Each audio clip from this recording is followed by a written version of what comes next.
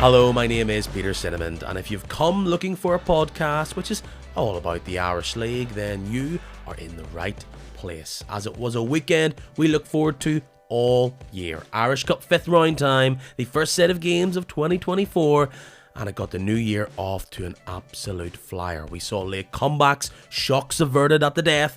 However, Crusaders were not so lucky on this occasion, being on the wrong end of an Irish Cup tie for the first time since 2021. The 2-in-a-row champs falling to the managerless Ards via penalties at Seaview. We're going to be your guide through all of the happenings of that entire round. We'll recap all the early January transfers, both rumoured and confirmed, and look ahead to the first Premiership ties of the year on your latest weekly edition of Kicking Match.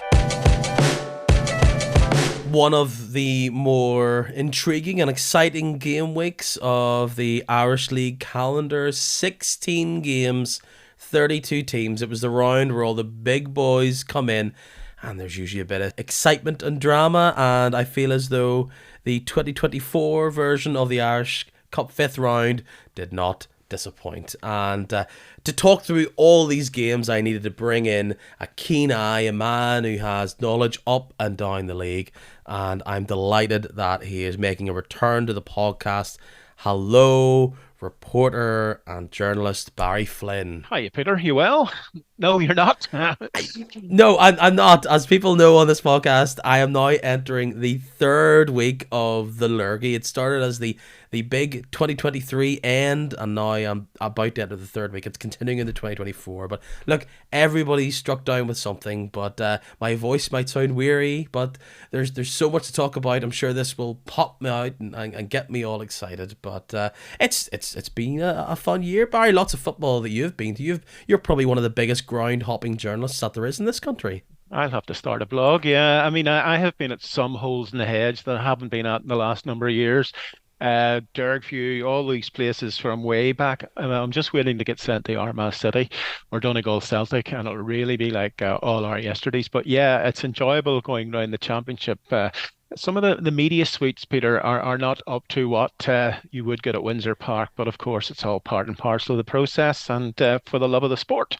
Sweet is an interesting word to use there. Yes, there is definitely a certain charm to some games. It reminded me this weekend in particular that last year I did 2 Knockbreda games for the Cup for the radio, and I very much enjoyed my excursions out to Breda Park. There was nice winter sun on both of those days. I imagine if it was dark and blustery and cold, you wouldn't feel exactly the same. But yes, you're out there. You are, as one man once described some of the grounds outside of the Premier League, you've been to plenty of cowsheds. Obviously, that is that's a bit demeaning there. But this podcast, just with all the football and the moves that we've already seen to kick off 2024, it'll probably be a bit more malleable. It's probably a good stepping off point to talk about the person that quote was stolen from.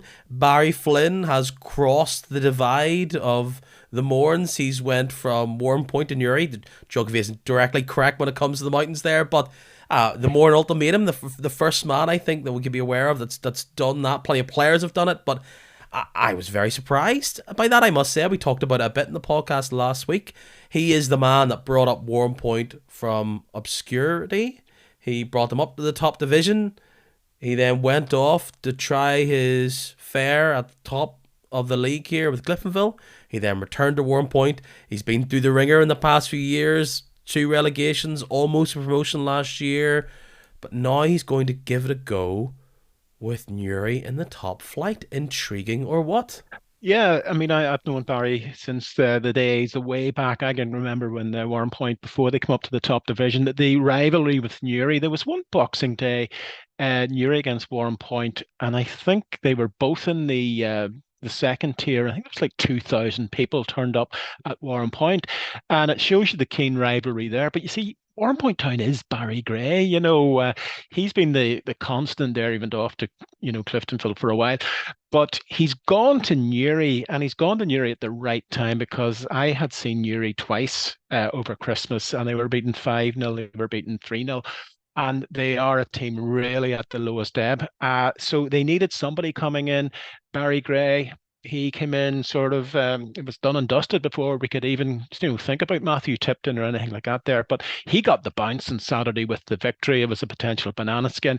So it's going to be interesting because Barry Gray, over January will have options. He'll see the team.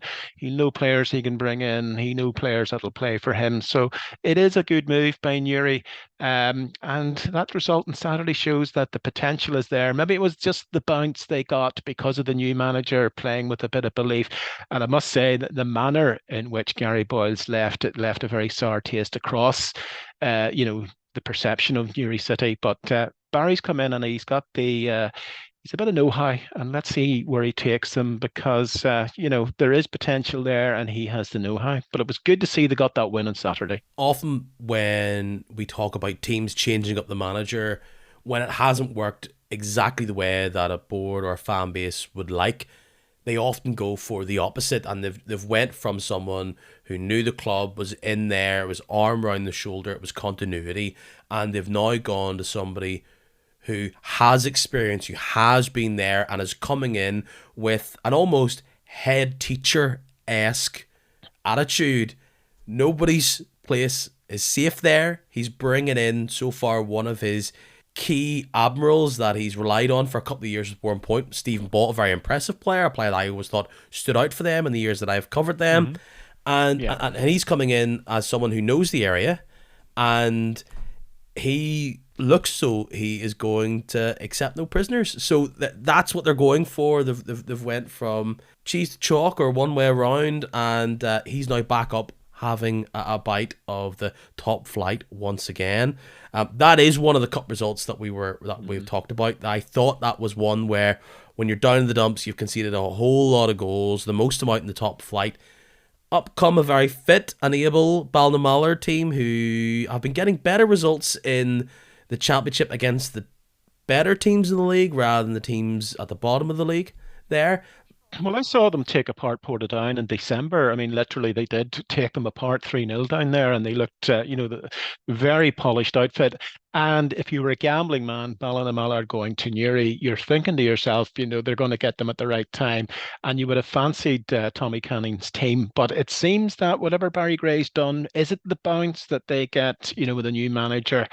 But they got through in the end. It was quite a tie by the sound of things. But that's a banker now for Newry. They can just build on that because what they came through over Christmas and New Year, Peter, was atrocious. And I'd never heard Newry fans being vociferous or criticising the management or anything like that there, because they were a club when you consider that they were basically out of business 10 years ago. So when Barry goes in there, it's one of those things, a bit like Warren Feeney. People will say he's only from Warrenpoint or he's a Linfield man or something like that there. You'll have to win over the fans. By winning on Saturday, it's a brilliant start. As you alluded to, 3-2 was the result there. Banana Skin avoided as they now move on in that competition, and eyes will now also be keen on the leagues. They've got to turn things around as they're sitting last in the league. Another team that's around that area of the top flight is Ballymena. They were definitely on shock watch.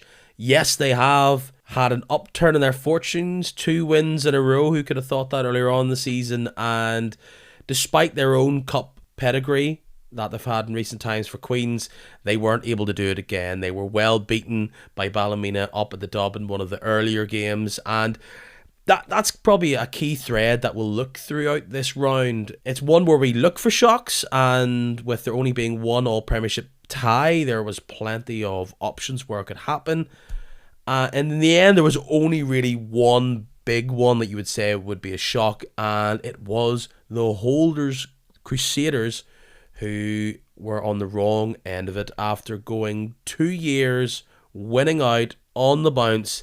They fall at their first hurdle against a managerless Ards. It goes down to penalties and they miss out 7-6. Billy Joe Burns is the man who missed the key one, and Crusaders' mid-season slump goes from bad to worse. Well, I think it is probably more painful for Stephen Baxter and Crusaders because, that was the ticket into Europe. And I think the hybrid model by which Crusaders are going, that is a big blow. But you had that sense that, with Portadown, with Ards coming through on the penalty shootout, that was the drama on the day. I don't think people in the Sports Sound studio would have appreciated because the draw needed to be done. But this is the way it's going with with no replays. You get extra time and then the shootout and the drama. It was great drama to listen to. And for Ards, I mean, Darrell Phillips and Paul Key took that side. It was a free hit, Peter. They'd nothing to lose, and they brought it to penalties, and then it's a lottery. But that is a fantastic result for Ards, and I'd say that's a great fillip for Ards after what has been a very difficult season for them. But you need to sort of look at Crusaders and say that that will hurt. And just the weird quirks of football. Matthew Tipton had been dismissed the week beforehand, and deep into that penalty shootout, who's stepping up for Ards but his son George Tipton? What emotions must have been going through his head? But he did slot it home, and Matthew Tipton was there. I saw a video of him on social media willing on his son and his former team. And you can't let this game pass without talking about the real star for Ards on that day, and that is goalkeeper Alex Moore. You can see online the highlights, the huge saves that he made. They have him and his heroics to thank for them to be even in that opportunity to have it go down to penalties. Yeah, and he was inspired, and he stopped Billy Joe Burns' penalty to set up, the winning kick for Ethan Taggart.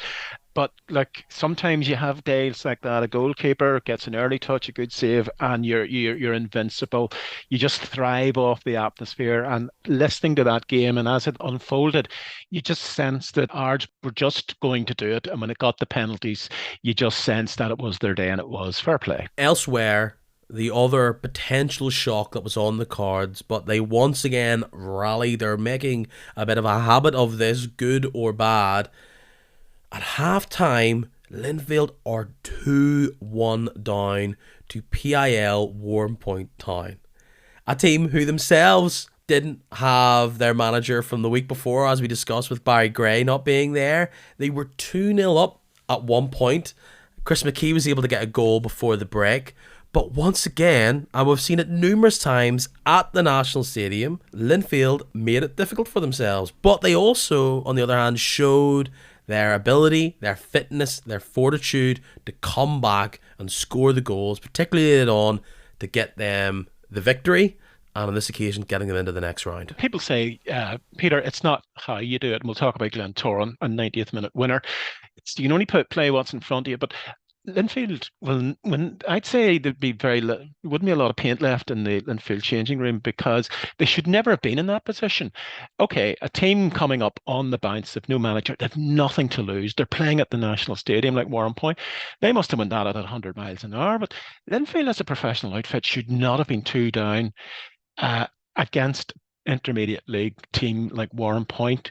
Okay, maybe they lose 1 goal, but 2 goals.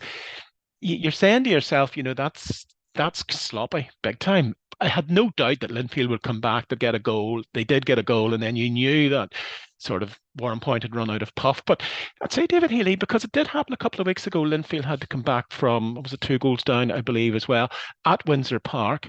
And you're saying that should be the fortress, the shrine, as they call it. There's no way a Linfield team should cup match or no cup match, should go 2 down to a team like Warrenpoint. And you could read deeper and say, there's been stories coming out of the Linfield boardroom over the last number of weeks about whatever. But does that feed onto the pitch? We don't know. On Saturday, if you ask the supporters in the stand at half-time, the criticism would have been, very marked about the Linfield team.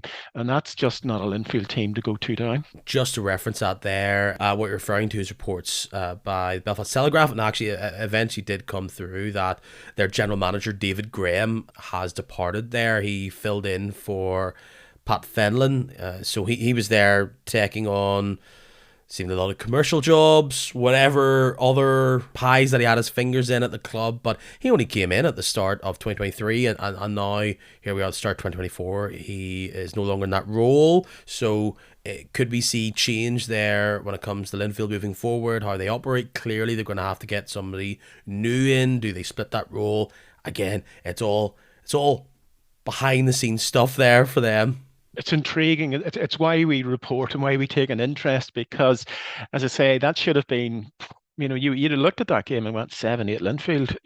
That's what they should have done. But like, you can read too much into it. Warrenpoint might have been inspired, probably were inspired. Nothing to lose. They threw me out in the National Stadium. I would be so inspired. I'd probably, at 53 years of age, I could probably score 2 goals. But, you only get one bite at it in the cup. But we thought we were getting that sort of shock. But time was on Linfield's hands, and at the end of the day, that's what actually got them through, plus a bit of class. This run for Linfield, and the games we're referring to, of course, are the likes of the Dungannon result, where Dungannon go a couple of goals ahead, and then Linfield fight back. It's built upon this spine of youth that they've had to almost throw in, the likes of Josh Archer and others, and now that the transfer window has opened, they have the ability now to try and bring some names in, which we've already seen. They bring in one of the more highly touted young wide players in the league. They take Ethan McGee from Dungannon. I'm sure a lot of people are wondering what they're bringing in with a player like that. I mean, it's a player who is happy to see grass in front of him. He's happy to get on the ball. I mean, he's played as a deep wing back, but I mean, I've seen him in games where he's playing high up the pitch.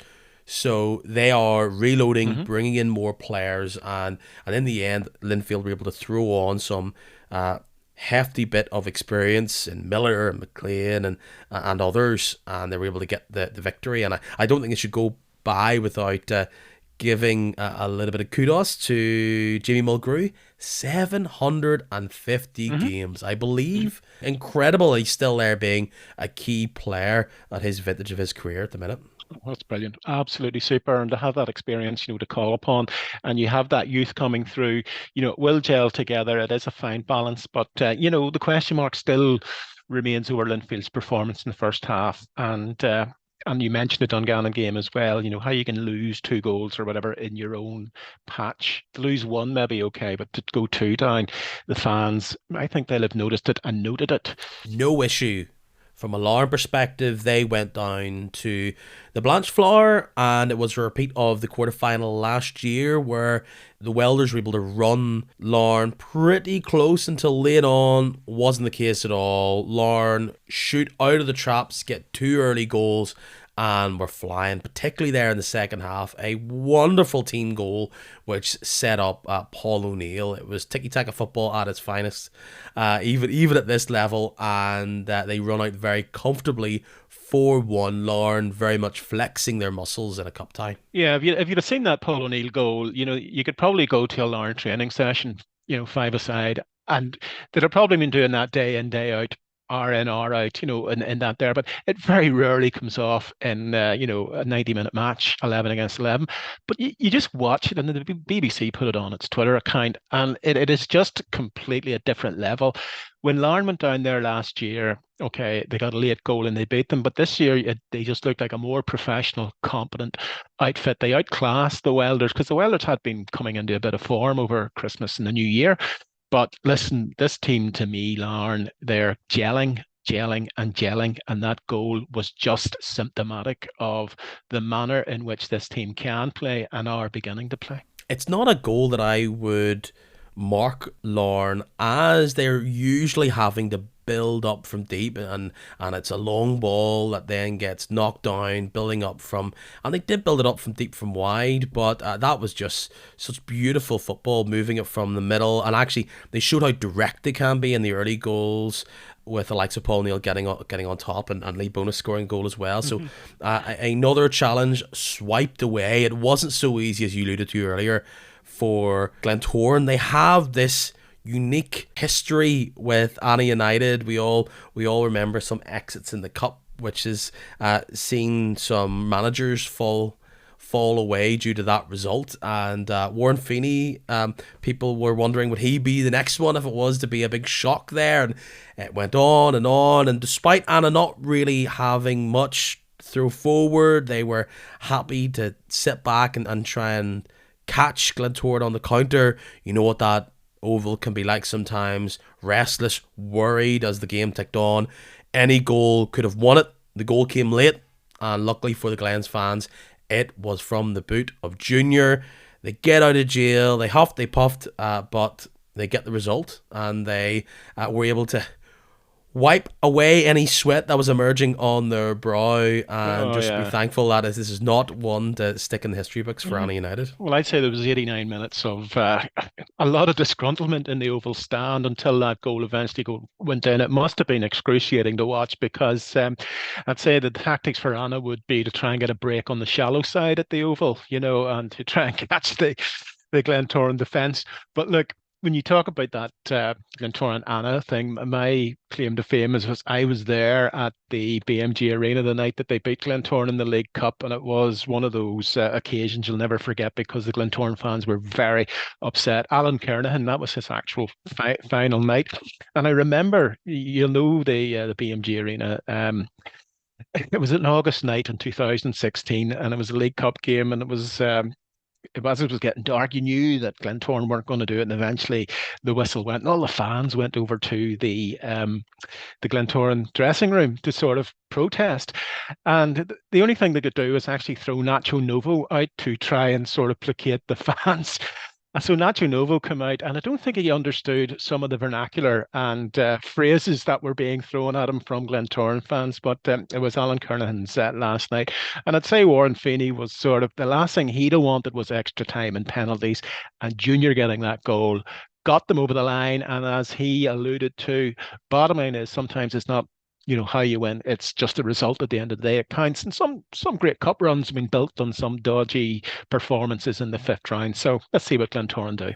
Across the board, as I've already said, it was pretty much a great day for the favourites. But one of the other little moments for the underdog, if you can call them that, I think was probably a close affair. If you looked at the odds, Portadown able to sneak their way into the next round after beating Carrick Rangers, Stuart King's Carrick Rangers on penalties. 1-1, couldn't be separated. Portadown deciding to throw all 5 of their brand new signings right into the frying pan, and Niall Curry will feel as though he's done a bit of manager magic by seeing his team overcome a top flight team.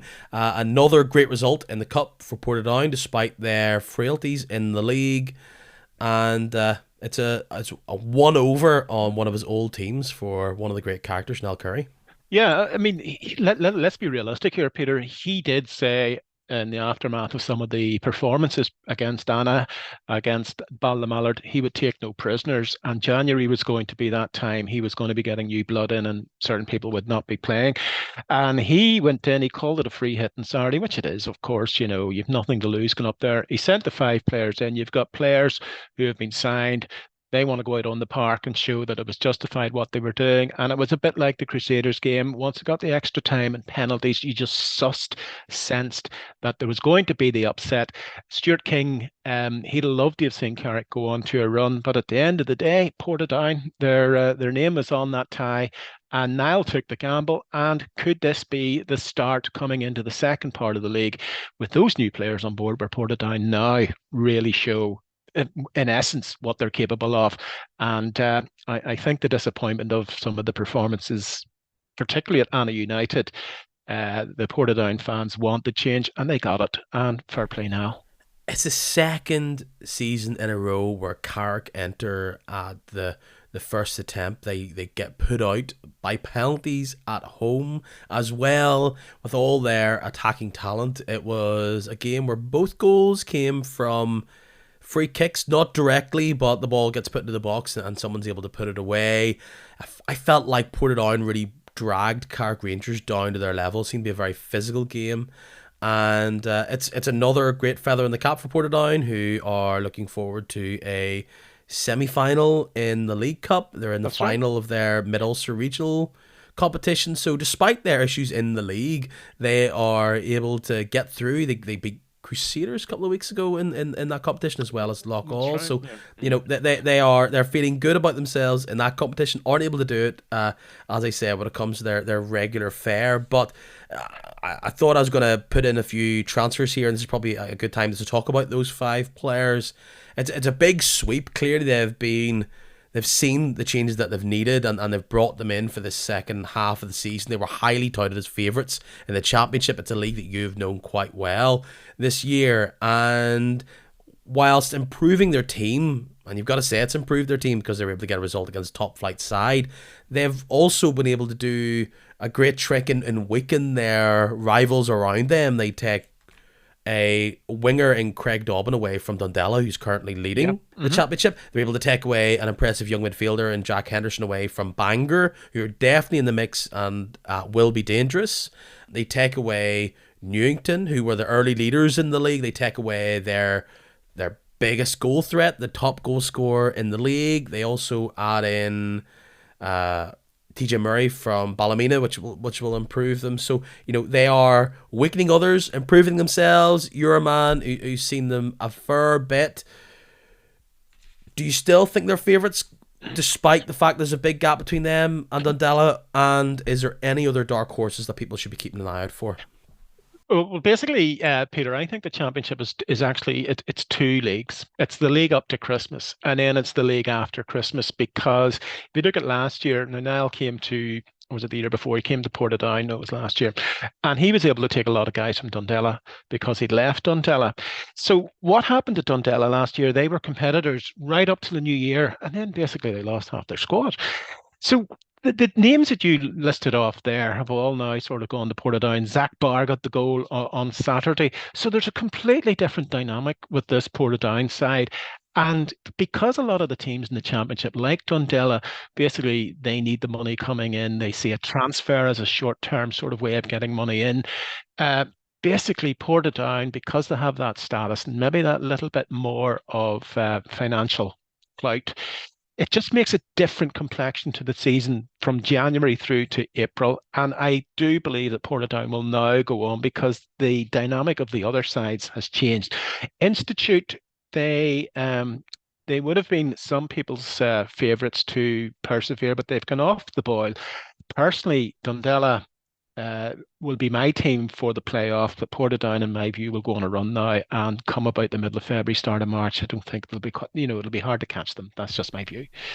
What people should remember with Institute is that a team who kept their status in the championship by the skin of their teeth last year, and they've seen a real turnaround, bringing in a new manager, and they're a hard-working team. They're an industrious team. They're a bit of a naive team, but they've been able to get plenty of great results late on to keep them in the mix. They bring in Michael Kennedy from Crusaders. His stint with them didn't really work out. I think he's going to be an impressive player for them in the second half of the season, and they start 2024 pretty well. They also had to keep it late, but they were able to take care of the losing finalists in the Steel and Sons Cup.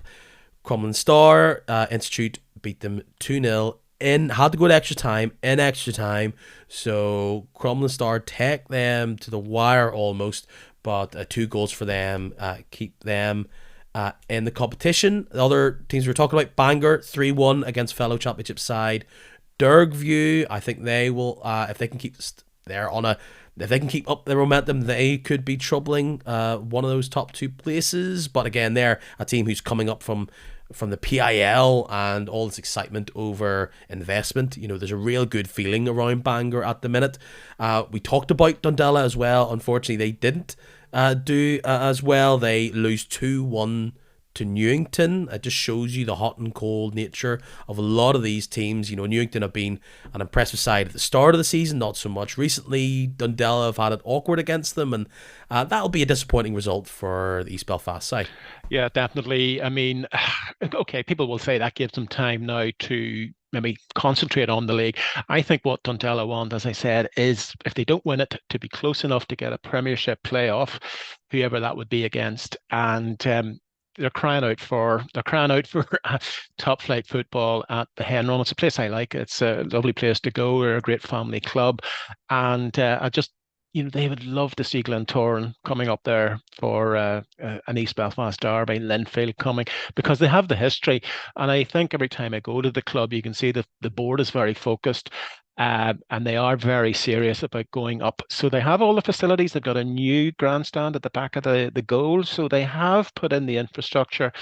Uh, they'll not be too far away, but I still think Portadown now with that shake-up will be a different kettle of fish in the second half of the season. I too also like going down to Dundela. I've said it before. I think they have the potential, just the transient nature of Belfast, to create this new identity over there. It's a tight, cozy little ground. Getting that new stand, you've got the social club. I think people could really project their own like personality on the club, and I think top flight football could really change. We see a team like Loughgall. Loughgall have got more top flight heritage than Dundela, but they're a team who have been bubbling underneath, same way as the Welders, who've just been trying to get things right off the pitch so they can be in a great position on it to try and grow. And in a city like Belfast, teams like that will keep themselves in the mix. Elsewhere, Loughgall, they beat Rosemount Wreck, the Grey Abbey, 3-0. Yes. The banana skin, but I didn't expect them not to come through. So yeah, that's them into the hat. You never know where it'll take them, but we'll see. Same for the Swifts. They win 5-0 against Willowbank.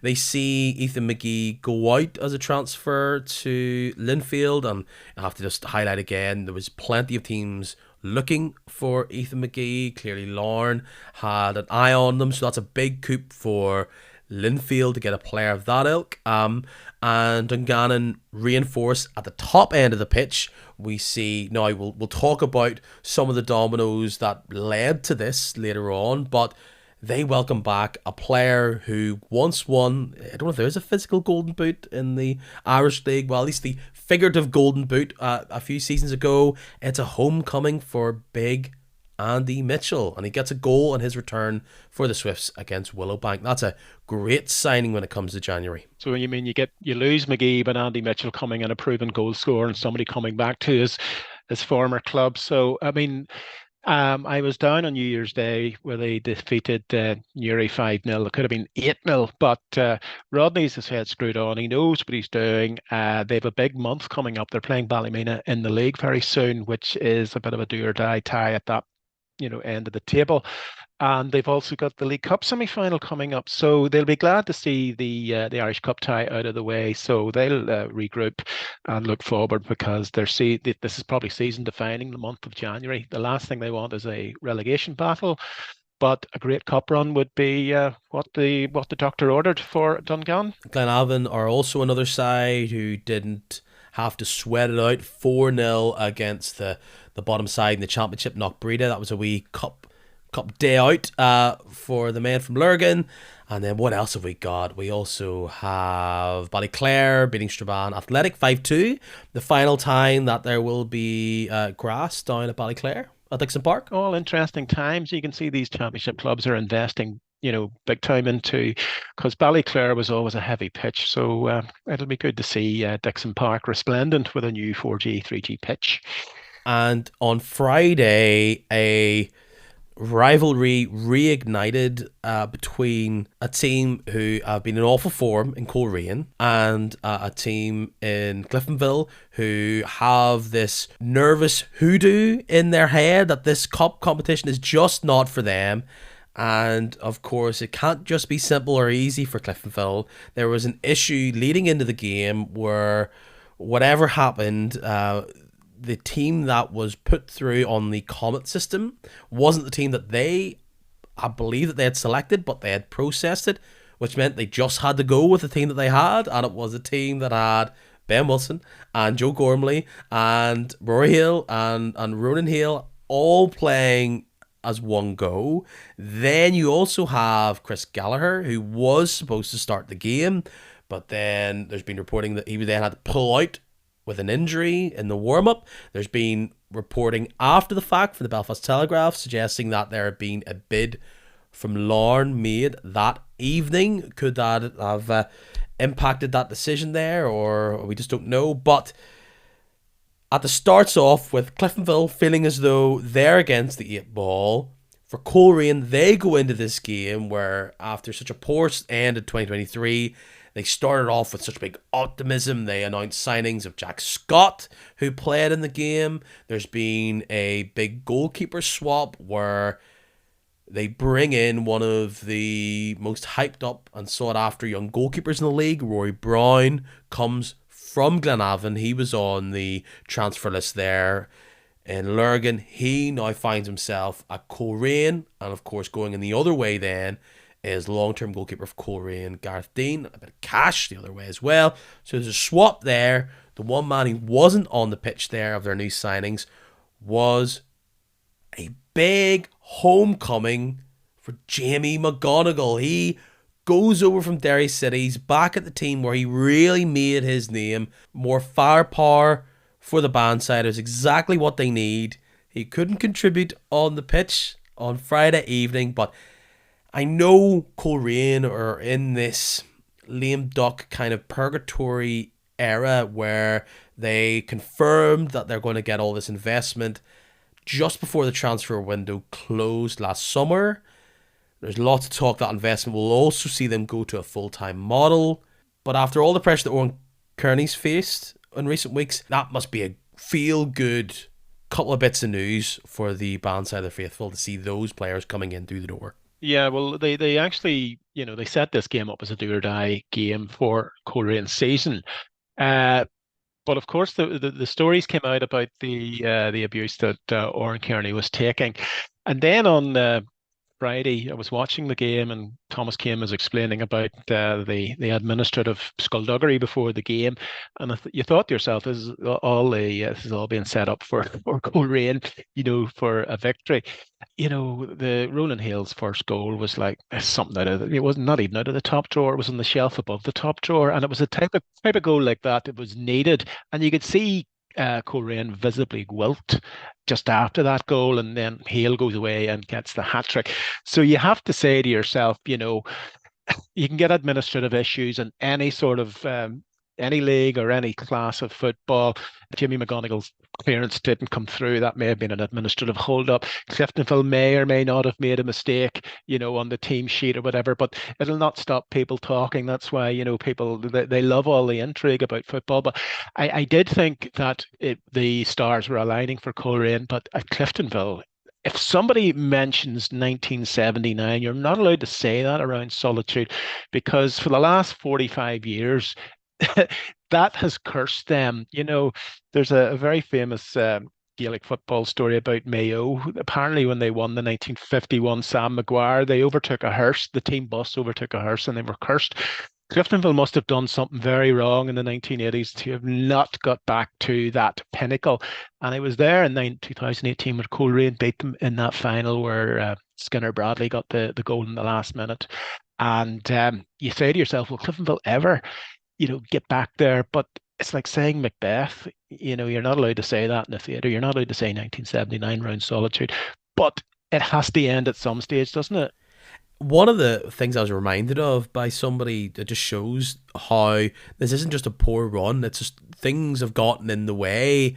It's ancient history for, I imagine, a lot of my listeners, but you even go back to 1999 where Cliftonville got all the way to the final and then they were disqualified. Tell me where you've heard this before the final for fielding an ineligible player in the semi-final against Linfield, and was it Portadown lifted the cup in some hotel room somewhere that didn't even get to the final, so these things have just followed them around in this competition. Yeah, and they've been there a few times. There was it was 11 years ago. They'd won the league 2013 and they played Glentoran in the final. Joe Gormley put them ahead. They thought this is the team to do the double. Glens came back and they got 2 goals in the second half. And people were saying this was the thing. Cliftonville had won the league very early in April, and the team had taken the eye off the ball, literally. There was a bit of celebrating done. And the team may not have had the stamina to get there, but they outplayed Glentoran in the first half and the Glens came back. You're wondering, has Jim Midgilton got that sort of thing sussed? he's got to have to do something in his first year, in my view. I don't think the league's going to be there for Cliftonville, but if he won the cup, I mean, they'll put a statue to Jim Magilton outside Solitude. So you're wondering, you're not allowed to say it, but you're wondering. Well, he is happy that he's got such brilliant players. It's 0-0 going into extra time, and penalties were avoided thanks to 3 goals from Ronan Hale. I mean, the first one is amazing, and then he's able to capitalize on some really poor decision making at the back. It just shows how frail Coleraine are. Some big mistakes back there. It doesn't really impact the result because it evened up, but there was 2 red cards in this game. I could go through both of them. One for Lyndon Kane on the Coleraine side. Sam Ashford also saw red. I didn't think either one of these were red cards, but I'm not the person with them in my pocket to give out. I'm not going to argue. The referees, he's got the experience. You saw it. People different interpretations, but I think the referees are just they're tied now. They basically are tied, as we all know, and your interpretation has to be, in accordance with the law or what you see, and that seems to have been what Raymond did see, or Raymond's interpretation was that was it. It seemed to be both for high boots of varying discretion. It just was strange to me because I often look, and I think the reputation has been recently for Raymond Krangle that he is the man that lets the games get played, and silly fouls get ignored, or players that are going down too easily, it just is played on, and fans get frustrated with it. So it didn't seem to impact it too much because they were late on in the game and they came quite quickly after each other. And then look, it was all about Ronan Hale getting those goals, and it was all. Super. Coleraine had so much to do to get back, and it's just another of that feel good. They're brought back down to earth once again, and Cliftonville march on. The one game that we haven't talked about here, and it'll lead into the draw for the next round, is that Ballymacash was able to squeak by Oxford Sunnyside from Lurgan, a team who missed out on promotion to the PIL last year, are flying relatively high in the amateur leagues. But Ballymacash themselves, I guess it would have been a shock in its own right there, but they're able to withstand Peter McCann's Sunnyside. Mm-hmm. Yes, that 42-year-old, that Peter McCann, who even got a goal in that game. So a great result for them, and a team who are very new and very fresh to many people who follow the league, and just the general consensus of the league. And this is what the Irish Cup's all about. They are gifted in the 6th round, the round of 16, with a home tie against Glentoran. Barry, that is just fantastic magic those balls have delivered us. Yeah, I mean, they did.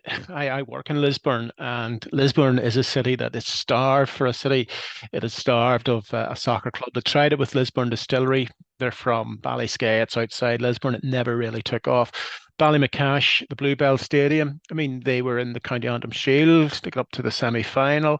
There's a great feeling there, and that was the plum tie bringing Glentoran. And I'd say Glentoran will not like that. This get them on a tight pitch in an unfamiliar pitch. They'll do their homework, of course, but you need to see. Wasn't it Derek View brought Glentoran really to the pin of the It reminds me of that Derek View. Yeah, it really does. And the Glens were flying at that time, but Derview made it terrifying. I think that's it's the real banner fixture in the history of Ballymacash, and they'll love to have that packed out. I'm sure a lot of Glentoran fans will look forward to going down to the Bluebell. I'm sure it's going to be a complete mystery, but I think that's just going to be a great Irish Cup image, regardless of the result. It's great to have that as a team that have ambition, like sort of the Ballymacash in that area in Lisburn. They have ambition to go up. They just missed the playoffs last year, but this will put them on the map, bringing Glentoran to the Bluebell Stadium, and it'll be a great occasion for Lisburn. So, that's probably what they wanted when they woke up at the start of this season. They says we need to do something in the Irish Cup, and wouldn't it be great if Glentoran come down here? And they've got that. So we'll see. It was their first time in the 5th round. It's now their first time in the 6th round. The other ties from that draw sees Ards go to Institute up to the Brandywell, all championship tie. It's not the only all championship tie. We also see Portadown rewarded with their penalty victory over Carrick. They're going to host Bangor. We'll also see then Newington will host Newry. That's a great tie, I'm sure, for Newry, for them to potentially progress, but Newington will definitely put the fight up there. Ballyclare are going to welcome in Dungannon Swifts in that round. It's going to be a tough task for Loughgall and Ballymena. Loughgall, they'll go to Solitude. Ballymena go to the National Stadium. A pitch that Ballymena have an awful record in. I mean, it goes into double decades. Their poor run up at Windsor Park. We've already talked about Ballymacash against Glentoran, and then finally the final one there, it is Glenavon will go to Larne. So that's our round. I think it's the first Saturday in February. I think all those ones are, Peter. So yeah, interesting stuff. Another exciting weekend that will be. Before we get on to our next bit, there's been a couple of transfers that we've already talked about, a couple of transfers that have been touted. This is all reporting elsewhere. Chat that Sean Murray from Glentoran, he hasn't really got a go of it. He's suffered from injury this year for Glentoran. Talked that he may be on his way all the way to Cork City, who are now starting life next month in the First Division once again after being relegated last year. Meanwhile, all that talk of Chris Gallagher getting a cash bid from Larne on Friday night. Glentoran look to have pinpointed Ben Wilson, the top scorer in the league. Cliftonville's Ben Wilson, a player who's out of contract at the end of the season. They, according to the Belfast Telegraph, have requested permission from Cliftonville to talk to him.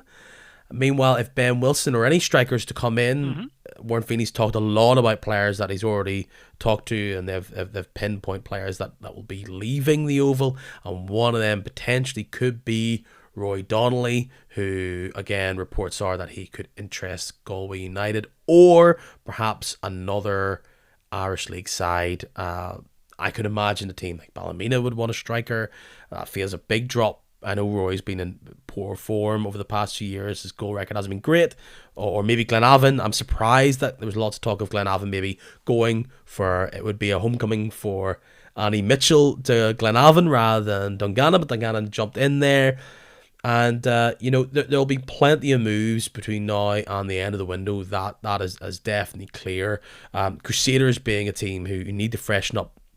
I talked about last week, they've brought back Jed Boyd from Loughgall. I think he will begin to feature a fair bit this season. They also take back Corey Burns from Ballymena. Brandon Doyle comes from Annagh United. And obviously, Michael Kennedy, I talked about away to Institute.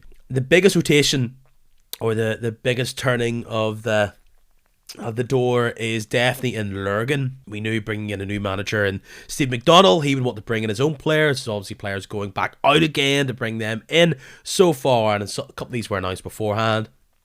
Mark Burns come in from Dundalk. Darren Clark, who got a goal there on Saturday, and from Galway United. Gareth Dean is their new keeper. James Dunas from Longford Town. They bring back Jamie Dornan from Annagh United, but they then send out Cohen Henderson to Annagh. I mean, both young, attacking-minded players, so that's one for one. Interesting what they see there. They've also bring in Gavin Hodges from Shelburne on loan. Roy Brown's obviously out. Jimmy Donna returns to Cliftonville. Andrew Mooney has went to Crumlin United. Didn't work out for him despite his great goal scoring record.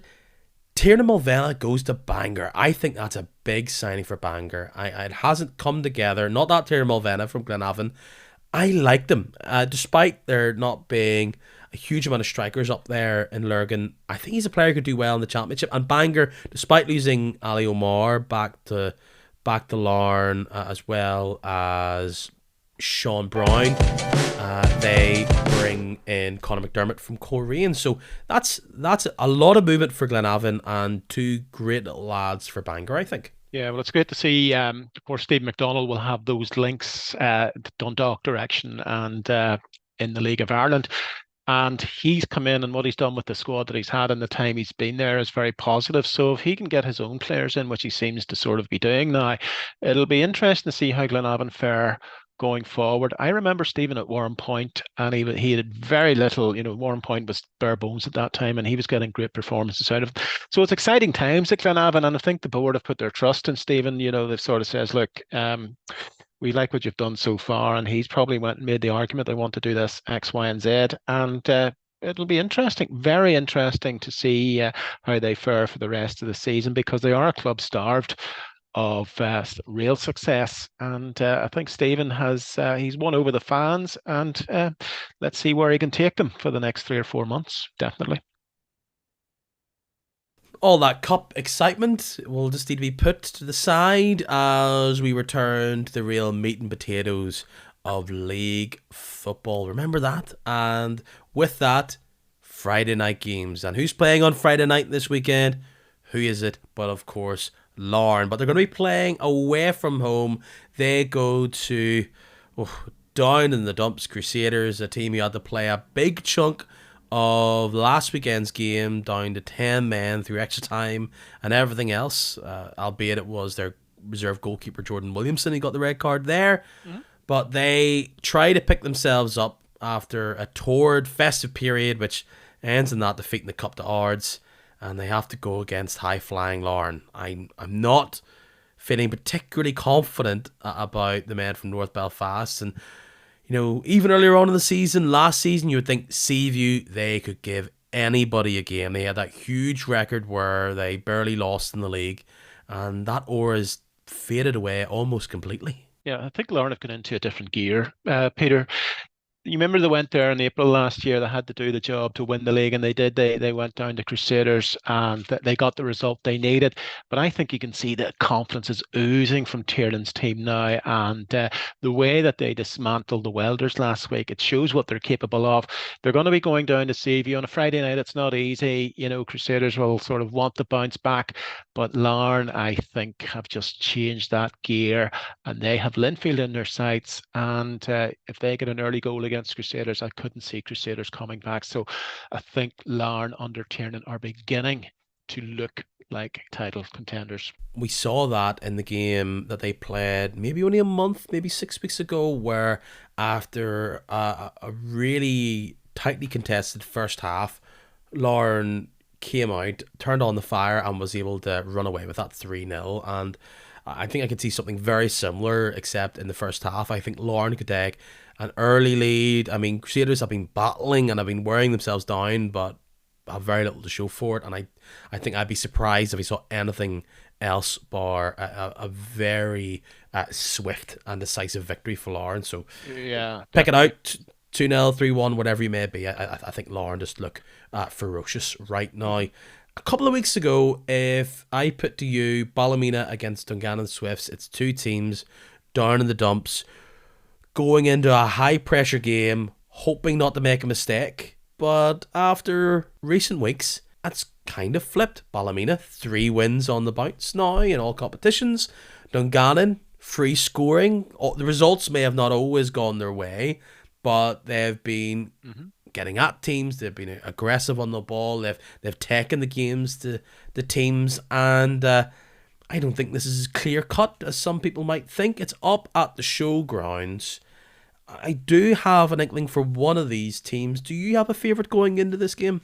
Basically, I've seen Dungannon play on their surface at Stanmore Park, and they like to get it down. They like to play. But listen, the showgrounds is a heavy pitch in the middle of January. Nobody would fancy that. It's not going to be free flowing. Rodney will know going in there. It's not going to be, it's going to be a battle. Ballymena, they'll have the bit between their teeth. They showed what they could do in Boxing Day when they beat Coleraine up there. Their fans, they'll know this is potentially for Ballymena. This is the game that could kickstart their season. If they lose against Dungannon Swifts, you're talking about a very, very difficult period for Jim Irvin's team coming towards the end of the season. So look, that there is so much on that game. I was at the game in October. I think it was a 1-1 draw in driving rain. But the Dungannon I saw against Newry, on New Year's Day, they're going to have a different story on the showgrounds, a different sort of proposition in Ballymena. And I think Ballymena will be inspired. Jim Irvin knows this is their season defining match potentially. I totally agree, and this is what these bottom six games often can be, where points are short and they're hard to get. Ballymena were looking rooted to the bottom, couldn't score a goal, were just on this really long, languishing, winless run, or as one win in almost double figure amount of games, and they've been able to put a tiny bit of daylight between them and Newry.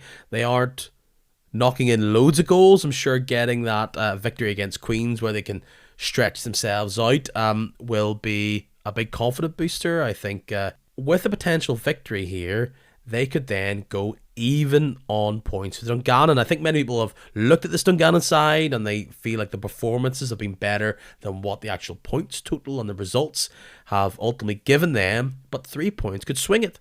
In turn, Dungannon get the result here and they increase that lead from 3 points to 6. So plenty on the line. Neither team will want to lose this. And maybe it's just bias of the team that I've saw. I agree with you. I think the pitch will make this difficult, and Ballymena will be happy to play on that. And they've been the team that have been tighter at the back, surprisingly, if you look at the stats than Dungannon.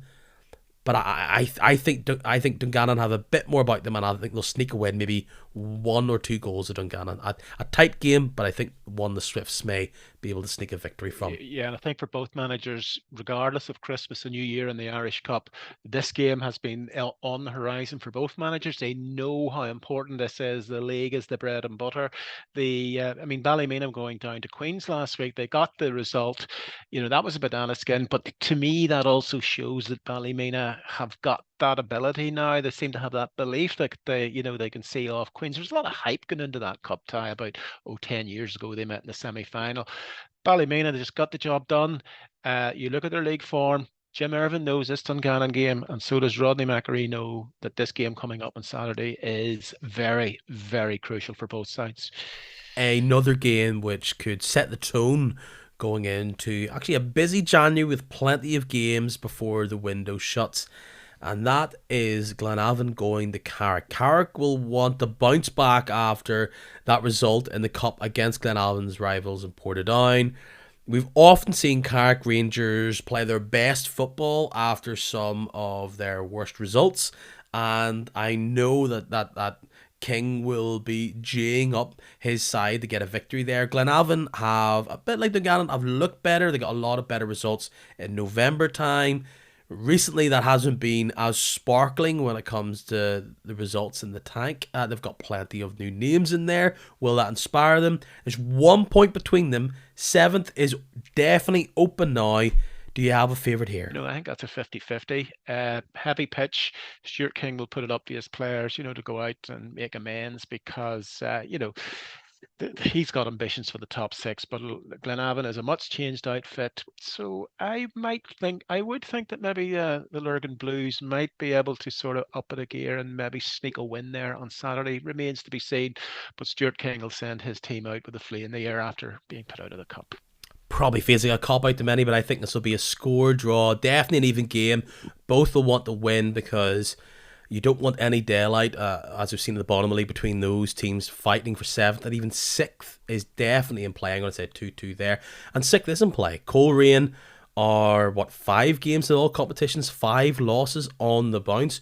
Loughgall going into their game on Saturday, 1 point behind Coleraine. They've won 3 in all competitions with that victory in the Cup. And if it doesn't go well for Coleraine, they can jump to 6th. All they need to do is beat Linfield at home. Well, that's going to be the occasion in Loughgall, isn't it? I love going down there because it was New Year's Day last year they played Annagh, and the cars were parked the whole way up into the town because the ground's just outside. But that will be the occasion. That's what the Loughgall chairs and the board have been wanting to see the Blues down there.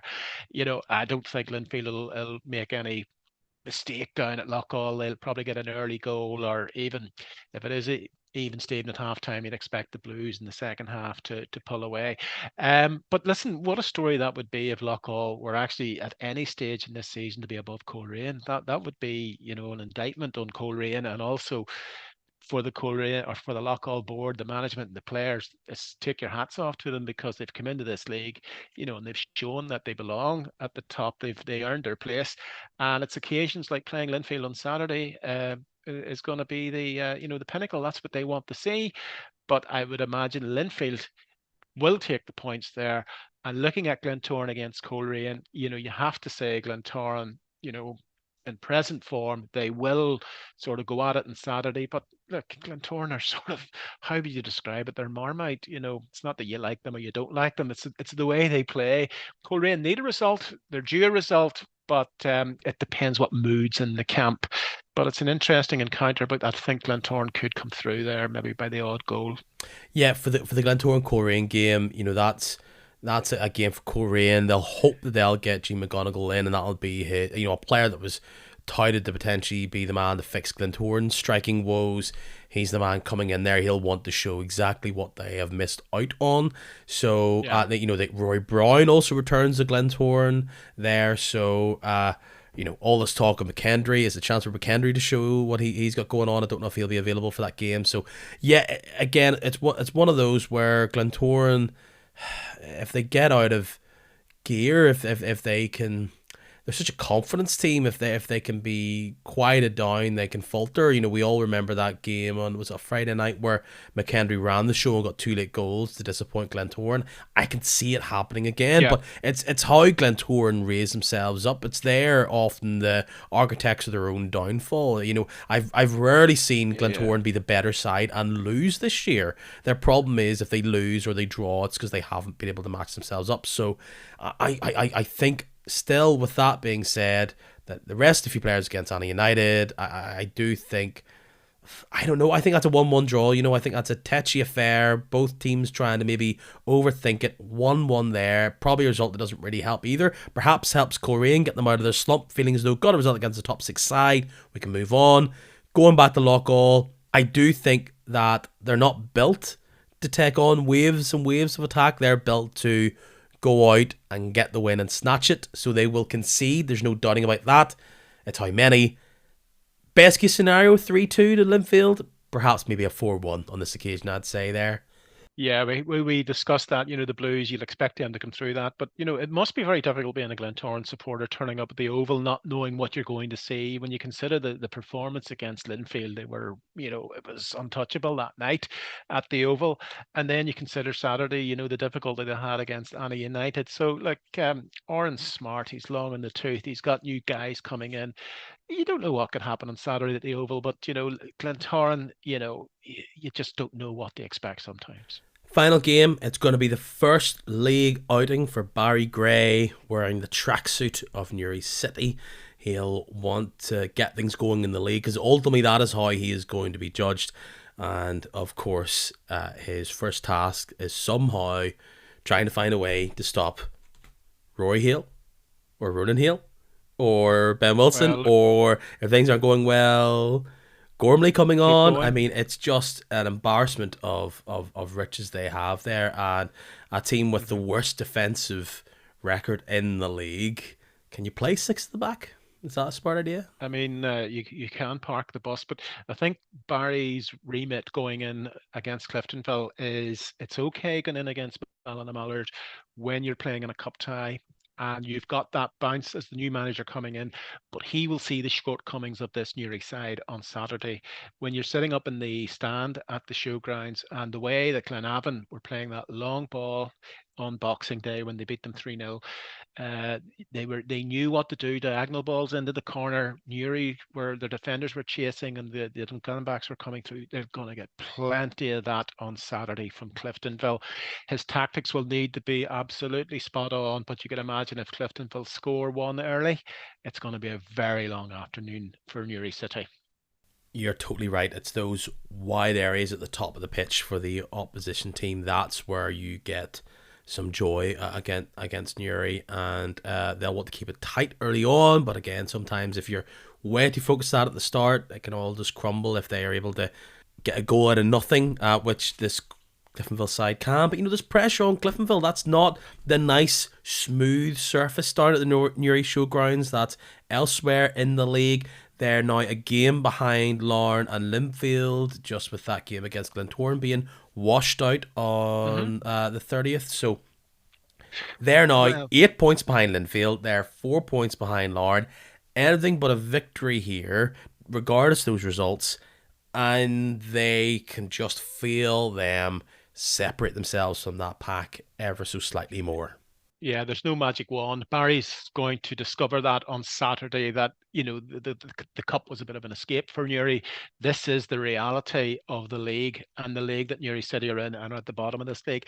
I've seen them getting taken apart over Christmas and New Year. They conceded 8 goals. If they had a shot on target, I can't recall one. But the showgrounds, I must say, the pitch is very poor at the showgrounds.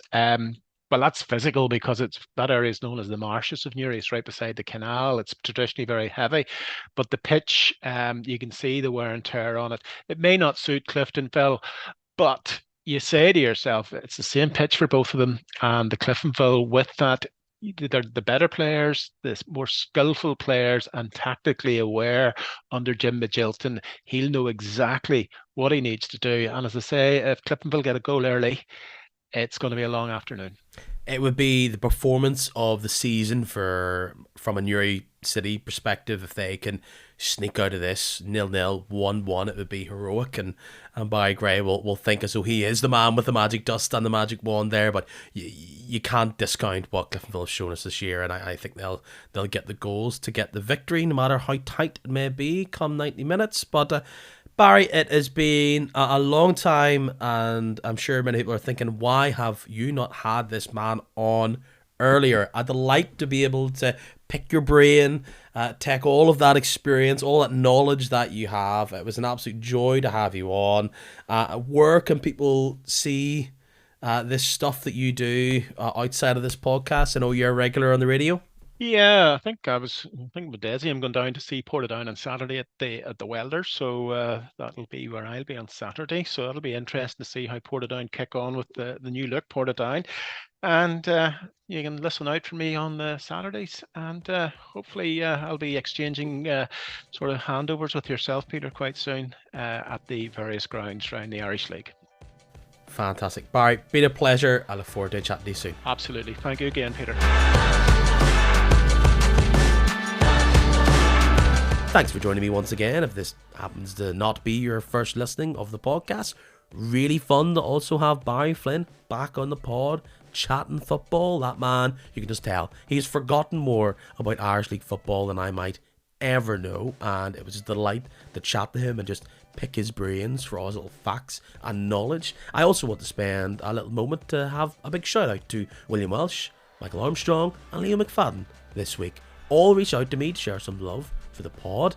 That was really appreciated. It was very nice, out of the blue. It's always nice to be nice, but if you want to be not so nice to me and you want to contact the pod, share your thoughts, feelings, anger, I don't know, you can do that via the multiple social media accounts which we do hold. We're on Instagram, Facebook and Twitter. It's at Kicking Match on all of them, all one word. You can follow us there, get a few updates on all the stuff that's going on in the Irish League land. And my goodness, it's January, a lot is happening. You can also email the podcast if you so desire. It's kickingmatch@gmail.com. And I don't know, if by chance you're reformatting a new device you got over Christmas, you've got a new phone or whatever it might be, or you're just trying to keep yourself in order, you do know that you can follow/subscribe to this podcast on either Spotify or Apple Podcasts. It's entirely free, but you know what it does? It gives you a little notification saying, hey, Peter has uploaded the podcast this week. And you know I'm going to upload it every week because that's what this podcast is about, delivering week on week Irish League chat. So thanks for the support. Going to be a fun year, I can just tell. This January is just going to be absolutely bonkers, but I'm strapped in and I'm here for it all. I hope you are too. Until next week, go enjoy a game and I'll chat to you soon. Cheerio.